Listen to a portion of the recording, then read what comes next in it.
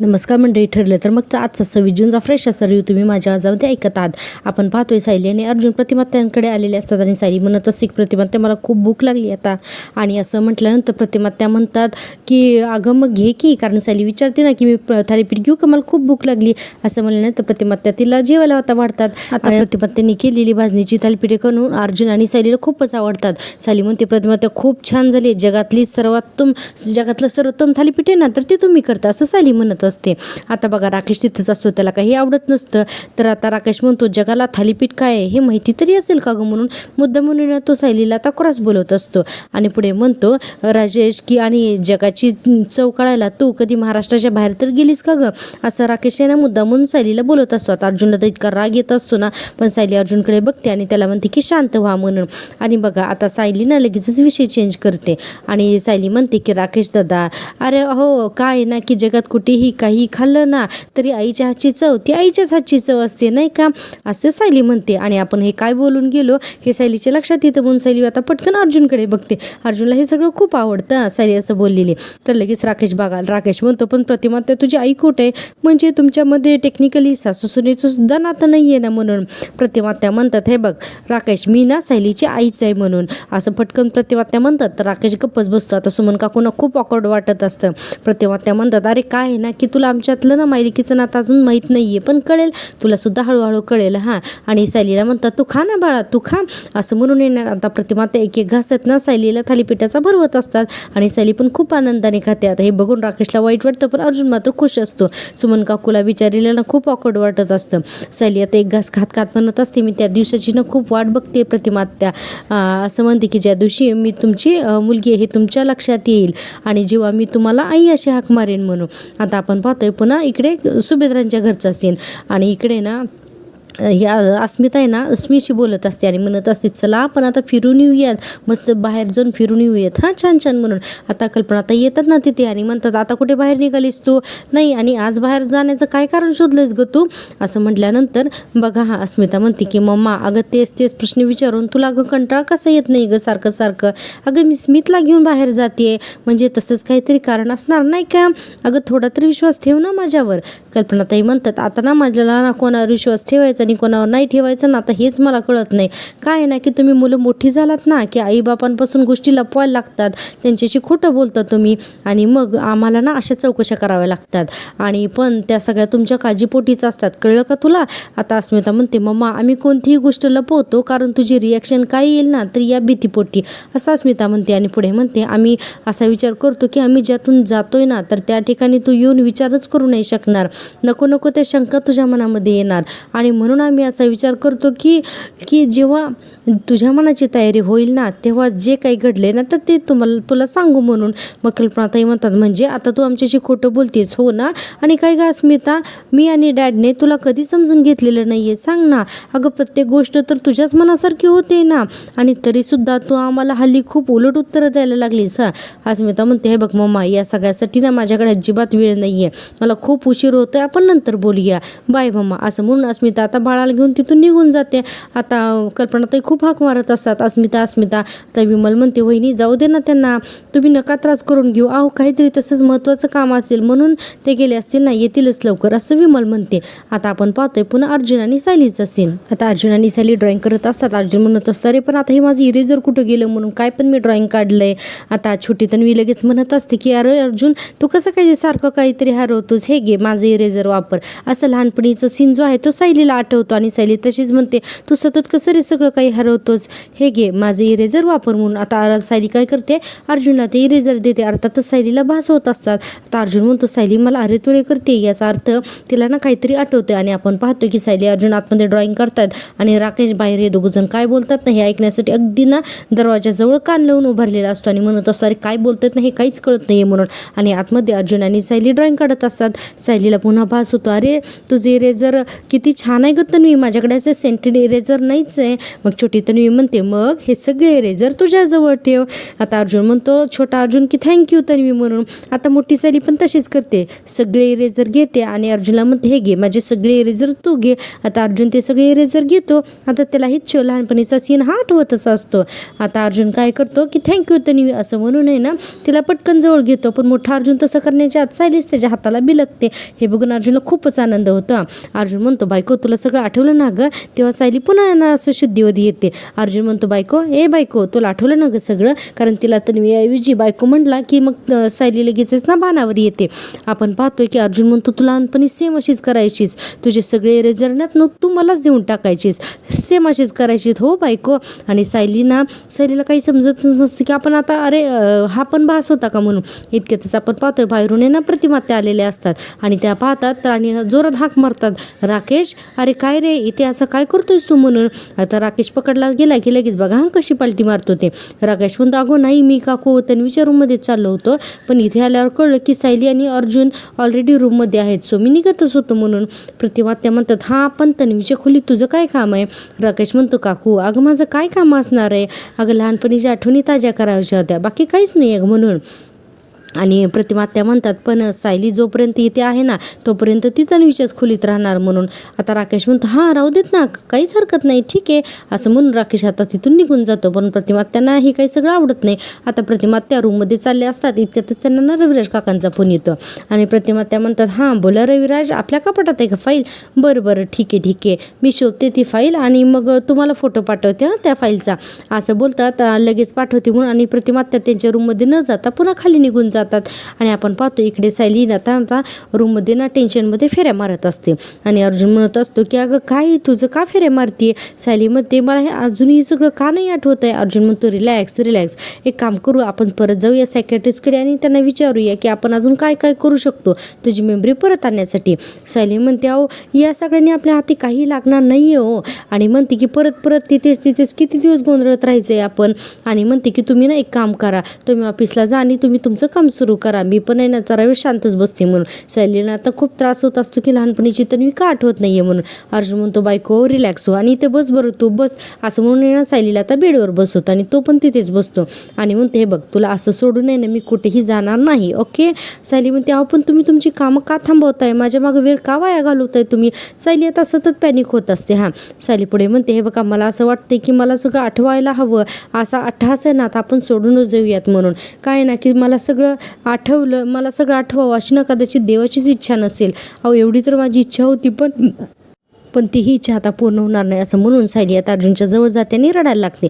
आणि आता आपण पाहतो की इतक्यातच ना प्रतिमात्यांचा आवाज येतो की सायली येऊ का ग मी आतमध्ये म्हणून. आता सायली काय करते की पटकन डोळे पुसते आणि आता म्हणते हो या ना म्हणून. आता प्रतिमात्या आतमध्ये येतात आणि आपण पाहतोय की प्रतिमात्या म्हणतात की मी विचारायला आले होते की जेवायला काय बनवू देत म्हणून. सायली म्हणते तुम्हाला जे हवं ना तर ते बनवा म्हणून. आणि आता प्रतिमात्या म्हणतात आणि अर्जुन ते असं म्हणतात आणि विसरून जातात की त्यांना काय बोलायचं होतं ते. आणि आपण पाहतोय की प्रतिमात्या म्हणतात की अरे मी तुला काय विचारायला आले होते हेच विसरले बघ मी म्हणून. आणि प्रतिमात्या म्हणतात पुढे की अरे जेवायला काय बनवायचं आणि काय विचारायचं होतं. अर्जुन म्हणतो आठवेल रिलॅक्स म्हणून. प्रतिमात्या म्हणतात हां आठवेल मला, अरे काय नाही की माझी स्मृती जोपर्यंत परत आली नव्हती ना तोपर्यंत तर आहे ना मला सतत हे असं व्हायचं, म्हणजे मी काहीतरी बोलायला जायचे आणि बोलता विसरायचे बघ, मला ना असंच व्हायचं, आता ना फारसं असं नाही होते असं प्रतिमात्या म्हणतात. आणि पुढे म्हणतात पण तेव्हा खूप अस्वस्थ व्हायचं ग मला. आता सायली म्हणते प्रतिमात्या तुमच्या अपघातानंतर महिपतने तुम्हाला मारण्याचा प्रयत्न केला होता ना असं म्हटल्यानंतर आता प्रतिमात्यांना त्या गोष्टी आठवायला लागतात जेव्हा प्रतिमात्या खाली पडलेल्या असतात. आणि आता महिपत म्हणत असतो की तुला वर यायचंय म्हणून. आणि पुढे सायली म्हणते की आणि मागच्या वर्षी सुद्धा आपण ॲक्सिडेंटचा पुन्हा तोच प्रसंग अपघाताचा रिक्रिएट केला तेव्हा तुम्हाला सगळं काय आठवलं होतं ना. आता प्रतिमात्यांना तो पण सीन आठवायला लागतो ज्यावेळेस ना जंगलामध्ये महिपत कसा जळतं लाकूड घेऊन आला होता आणि त्यानंतर प्रतिमातेची स्मृती परत आली होती. आता तो सुद्धा सीन आहे ना प्रतिमात्यांना अगदी स्पष्ट आणि क्लिअर आठवायला लागतो. आणि आता महिपत म्हणालेला असतो की एवढा मोठा ॲक्सिडेंट घडून आणला तरी सुद्धा तू जिवंत राहिलीस प्रतिमा किल्लेदार असं महिपत जो काही बोलायला असतो ना तो जंगलातला सीन तर तो सगळ्यांना आता प्रतिमात्यांना आठवतो. आणि पण 22 वर्षानंतर का होईना पण तू मरणार म्हणजे माझ्याच हातून असं जेव्हा महिपत म्हणालेला असतो आणि त्याच्या हातात जळतं लाकूड असतं ना हा सगळा सीन प्रतिमात्यांना आठवत असतो. आणि आता बघा पुढे काय होतं. प्रतिमात्या म्हणतात की हो यानंतरच याने मला सगळं काही आठवायला लागलं. सायली म्हणते मला एक गोष्ट सांगा तोच प्रसंग आपण पुन्हा घडून आणल्यानंतर तुम्हाला पूर्वीचं कसं काय सगळं आठवायला लागलं म्हणून प्रतिमा त्या आता म्हणतात की आता काय माहिती म्हणून. इकडे आपण पाहतोय अस्मिता जिथे इंटरव्ह्यूला गेलेली असते ना, तर तिथले सर म्हणतात की तुम्ही अगदी परफेक्ट कॅन्डिडेट आहात. आम्ही जिथे आम्ही ना तुमचा इंटरव्ह्यू तुमचा घेतला तर तो अतिशय उत्तम झालेला आहे आणि आमच्या कंपनीने आणि HR ने तुम्हालाच आहे ना आता तुम्हालाच रेकमेंड केलेला आहे. अस्मिता म्हणते सर म्हणजे हा जॉब मला मिळाला ना, तर ते सर म्हणतात हो मिळाला आणि तो पुढील आठवड्यापर्यंत तुम्ही जॉईनसुद्धा करू शकता आणि म्हणतात की उद्यापर्यंत तुम्हाला तुमचं ऑफर लेटर मिळेलच. आता अस्मिता म्हणते थँक्यू सो मच सर, मला ना या कामाची खूप गरज होते. आता ते सर म्हणतात पण आपल्या कंपनीकडे वर्क फ्रॉम होम हा ऑप्शन अजिबातच नाही आहे आणि तुम्ही म्हणालात की तुम्हाला एक छोटं बाळपण आहे पण तुम्हाला हे सगळं मॅनेज तर करता येईल ना. तर अस्मिता म्हणते हो डोंट वरी, मी सगळं काही ना व्यवस्थित मॅनेज करीन. आता मग ते सर म्हणतात देन वेलकम ऑन बोर्ड. आता Asmita thank you so much sir, see you soon असं म्हणते आणि आता तिथून निघून जाते. इकडे सायली म्हणते प्रतिमा त्या तुम्ही परत आला होतात ना, तेव्हा तुम्हाला पूर्वीचं सगळं आठवावं म्हणून आपण खूप प्रयत्न केला होता पण तरीही त्याचा काही उपयोगच झाला नाही. पण महिपत अचानक तुमच्या समोर आल्यानंतर तुम्हाला पूर्वीचं सगळं काही आठवायला लागलं, असं कसं काय उघडलं म्हणून. आणि आता प्रतिमा आणि अर्जुन या दोघांना सुद्धा ना सेम प्रश्न पडतो. प्रतिमा त्या म्हणतात माझ्या मनावर बहुतेक तो आघात आहे ना, तो अपघातामुळे झालाच नव्हता, तर तो अपघात झाला होता ते महिपतने जळतं लाकूड माझ्यासमोर आला होता ना, तेव्हा मला धक्का बसला होता आणि त्या धक्क्याने माझी स्मृती गेली होती बहुतेक, म्हणजे मला तरी असं वाटतं, असं प्रतिमात्या म्हणतात. आणि पुढे म्हणतात मग खूप वर्षाने जेव्हा तोच माणूस तसाच अगदी त्या पद्धतीने माझ्यासमोर परत आला ना, तेव्हा मला परत तसाच धक्का बसला असणार, असं प्रतिमात्या म्हणत असतात. आणि आपण पाहतोय त्या आणखीन म्हणतात की आणि मग काय, मग त्यानंतर मग मला सगळं काही आठवायला सुरुवात झाली, असं प्रतिमात्या सांगत असतात. आणि म्हणतात पण सायली हे सगळं तुम्हाला आत्ता का विचारतेस म्हणून. सायली म्हणते नाही काही नाही, तुम्हीच आत्ता सगळं विसरण्याचा विषय काढलात ना म्हणूनच मी विचारलं, बाकी काही नाही आहे म्हणून. आणि अर्जुन म्हणतो बरं प्रतिमात्या तुला जे काही सांगायचं ते तुला आठवेल, मग मला तो हाक मार, मी खाली येतो हां. प्रतिमात्या म्हणतात बरं. आणि आता तिथून निघायला लागतात. इतक्यातच त्यांना तिथे ड्रॉइंग काढलेलं दिसतं. आता प्रतिमात्या हे सगळं हातात घेतात, सगळे ड्रॉइंग बघतात आणि म्हणतात अरे हे काय आहे, तुम्ही काय लहान मुलांसारखी चित्रबित्र काढत बसला होतात की काय म्हणून. अर्जुन लगेच म्हणतो हो डोहाळे, अगं माझ्या बायकोला सेंटेड इरेझरची डोहाळे लागली होती म्हणून. आता प्रतिमात्यानं तर आश्चर्य वाटतं आणि सायली इतके रागारागाने बघते ना अर्जुनकडे की बस. अर्जुन म्हणतो आणि तिला चित्र काढायचं होतं ना म्हणून मी हे सगळं घेऊन आलोय. आणि सायली याची काही बघत असते की अर्जुन खूपच घाबरतो. मस्तच अर्जुन ना सतत ना सायलीचा आता रागवा खाऊन घेत असतो. आता प्रतिमात्या हसायला लागतात आणि म्हणतात सायली काय ग, अगं किती अजब डोहाळेत ग तुला हे असले सेंटेड इरेझरचे वगैरे. आणि तिच्या कालावरून हात फिरवतात आणि म्हणतात चालू द्या हां तुमचं चालू द्या असं म्हणून आता प्रतिमात्या तिथून निघून जातात. आता बघा प्रतिमात्या गेले की सायली कशी करते. सायली म्हणते काय हो तुम्हाला दरवेळेला मला लागले डोहाळे हे एकच कारण दिसतं का सगळ्यांना सांगायला. अर्जुन म्हणतो हो ना, कारण तुला लागलेले डोहाळे हे कारण आहे ना, एकच ते सगळ्यांना पटतं, दुसरं काही पटतच नाही, खरं वाटतच नाही. आता सायली म्हणते बरं ते सगळं जाऊ द्यात, पण मला सांगा प्रतिमात्या काय बोलले ते तुम्हाला कळालं ना. अर्जुनच्या काही लक्षातच येत नाही. सायली म्हणते हे बघा त्यांच्या मनावर जो आघात झाला होता तसाच आघात जेव्हा पुन्हा झाला तेव्हा त्यांना गोष्टींना पुन्हा आठवायला लागल्या. म्हणजे माझ्या मनावर सुद्धा आहे ना, म्हणजे तन्वीच्या मनावरती बालपणी असा कोणता आघात झाला असू शकतो की जेणेकरून तिची त्या स्मृती गेली होती, सांगा बरं. आता दोघं अर्जुन सायली पटकन म्हणतात तो ॲक्सिडेंट म्हणून. आणि हां आता ही गोष्ट क्लिक होते दोघांना सुद्धा.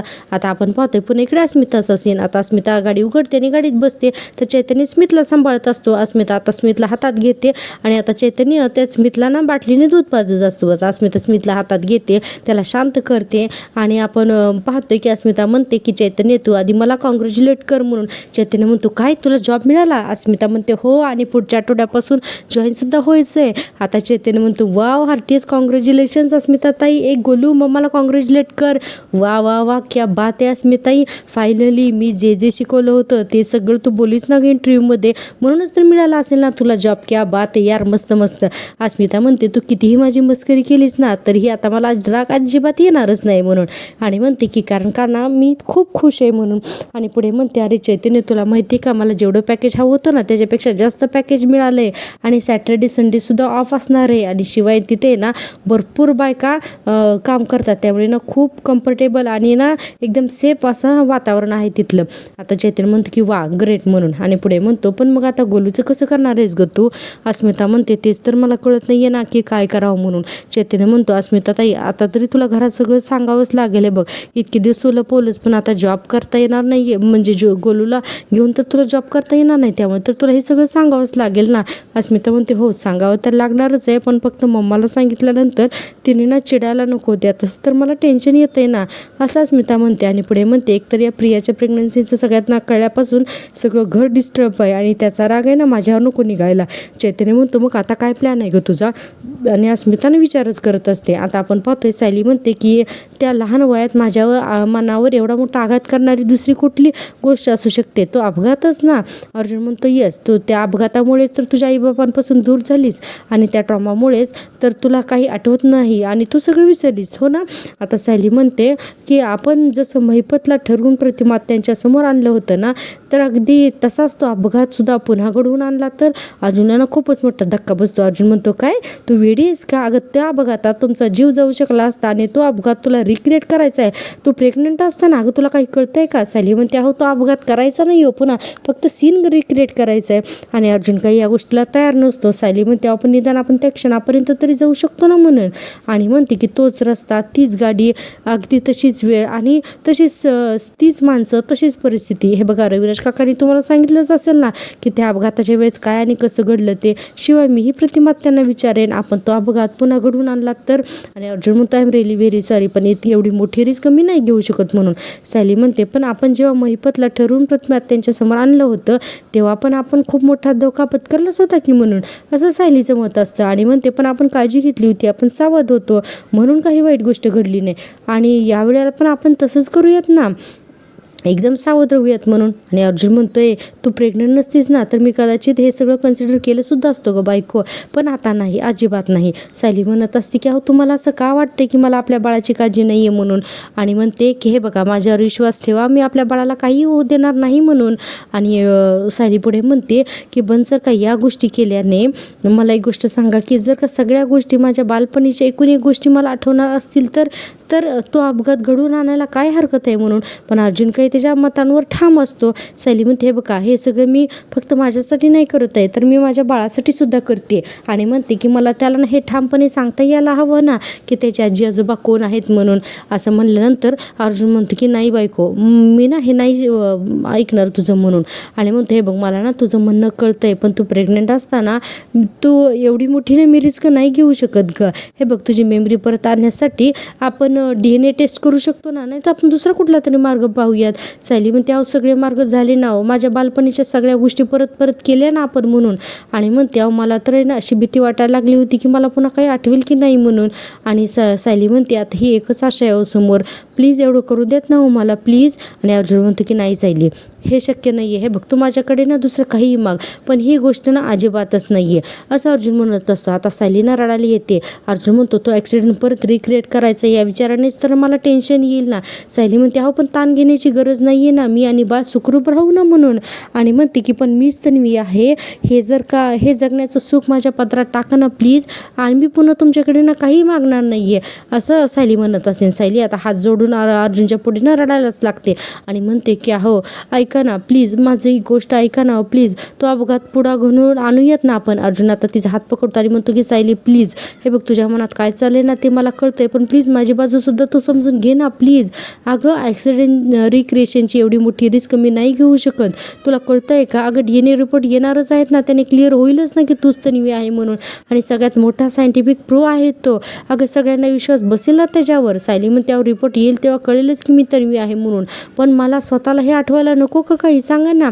प्रतिमा त्यांना ना आई म्हणण्या अगोदर आणि रविराज काकांना ना बाबा म्हणण्या अगोदर मला आठवायला हवं ना की ते माझे आई बाबा आहेत म्हणून. आणि असं जर का नाही ना झालं तर आमच्यामध्ये ना कायमिक अंतर राहील आणि ते अंतर मला नको आहे. अर्जुन म्हणतो मग ते सगळं मला कळत नसेल का? सायली म्हणते मग तुम्ही तरी का नको म्हणताय म्हणून. अर्जुन म्हणतो कारण माझ्यासाठी ना तू आणि तुझं बाळ हे सगळ्यात जास्त महत्त्वाचं आहे, बस त्याच्यापेक्षा काही महत्त्वाचं नाही आहे, तुमचा जीव मी धोक्यात नाही घालवू शकत. आणि अर्जुन पुढे म्हणतो पुन्हा मला या गोष्टीनं म्हणू नकोस असं होऊन रागाने ना अर्जुन आता तिथून निघून जातो. आता आपण पाहतोय अर्जुन तिथून गेल्यानंतर सायली आणखीन ही रडतच असते आणि म्हणत असते की मला माहिती आहे रे बाळा, तुझ्या बाबांना आपली खूप काळजी वाटते म्हणून, पण मी तर काय करू रे बाळा, मी तुझी आई होण्या अगोदर मी पण कोणाची तरी मुलगी आहे ना, मला त्यांच्याशी नातं जोडता यायला हवं ना, अगदी रक्ताने नाही तर निदान मनाने आणि आत्म्याने सुद्धा मला मग नाही जोडता येणार रे. पण हे तुझ्या बाबांना आता मी कसं समजवायचं रे, असं आहे ना सायली म्हणत असते. आरशात बघून स्वतःच्या बाळाशी बोलत असते आणि आपण पाहतोय सायली खूपच रडत असते. आणि ठरलं तर मग आजचा ह्या भागाने इथेच संपतो. प्रेक्षकांना तुम्हाला जर का मी दिलेला रिव्ह्यू आवडत असेल ना, प्लीज माझ्या चॅनलला सबस्क्राईब करा. तुम्ही डेली रिव्ह्यू पाहता पण चॅनलला सबस्क्राईबच करत नाही, तर प्लीज असं करू नका. प्लीज चॅनलला सबस्क्राईब करा. आपण पाहतोय उद्याच्या भागामध्ये आता काय होणार आहे ते. अर्जुन म्हणतो की हे बघ मी ना तुला एक प्रॉमिस देतोय. सायली म्हणते कसलं? तर अर्जुन म्हणतो तुला हे ॲक्सिडेंट पुन्हा रिक्रिएट करायचं आहे ना, तर ठीक आहे, माझ्याकडून ना वटपौर्णिमेचं हे तुझ्यासाठी गिफ्ट असेल आणि जर का यामुळे तुला तुझं बालपण आठवणार असेल तर ही रिस्क आपण घेऊयात म्हणून. आणि म्हणतो की वटपौर्णिमेच्या दिवशी माझ्याकडून तुझ्यासाठी हे गिफ्ट आहे, पण माझी एक अट आहे. या रिक्रिएशनच्या दरम्यान मी सुद्धा ना तुमच्या दोघांच्या सोबतच असेल म्हणून. आणि अर्जुन म्हणतो की हे बघ सायलीला खूप आनंद असतो आणि अर्जुन म्हणतो यावेळेला हे रिक्रिएशन जे आहे ना तर ते तुम्हाला एकत्र आणणारच असेल. मग सायली म्हणते ठरलं तर मग, म्हणून अर्जुन आणि सायली दोघंही हातात घेतात. आणि आपण पाहतो की उद्या ना म्हणजे वटपौर्णिमेचा विशेष भाग जो आहे ना तर तो याच्यावरतीच दाखवणार आहे, तर खूप सुंदर होणार आहे ठरलं तर मगचा हा भाग. तर हे सगळं पाहण्यासाठी प्लीज पाहत राहा माझ्यावरती सिरियल. आणि हो, माझ्या चॅनलला नक्की सबस्क्राईब करा आणि लाईक करायला अजिबात विसरू नका. भेटूया उद्याच्या भागात. तोपर्यंत टेक केअर, बाय बाय.